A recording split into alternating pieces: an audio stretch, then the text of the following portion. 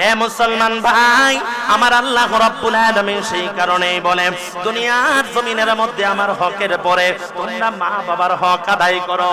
আমার আল্লাহ পবিত্র কোরআনে যতগুলো আয়াত মা বাবার জন্য দিয়েছে, প্রত্যেকটা আয়াতের সামনে আমার আল্লাহ আল্লাহর হকের কথা বলেছেন, তারপরে মা বাবার হকের কথা বলেছে।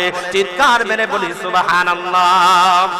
হে মুসলমান ভাই,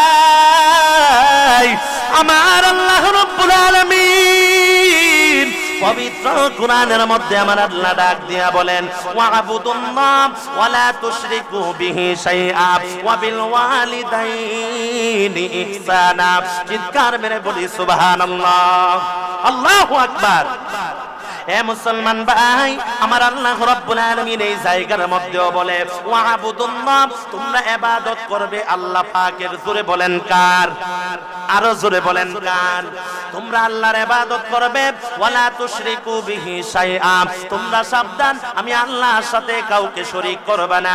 দুনিয়ার জমিনের মধ্যে আমি আল্লাহর সাথে শরীক করা যাবে না। এবং দুনিয়ার জমিনে তারপরে আমার আল্লাহ রাব্বুল আলামিন বলে ওয়া বিল ওয়ালিদাইনি ইহসানা, তোমরা দুনিয়ার জমিনে পিতা মাতার সাথে সৎ আচরণ করবে, ভালো আচরণ করবে। এই জায়গার মধ্যেও আমার আল্লাহ পিতা মাতার সাথে ভালো আচরণের কথা বলেছে, পিতা মাতার সাথে সৎ আচরণের কথা বলেছে। চিৎকার মেরে বলেন ঠিক কিনা?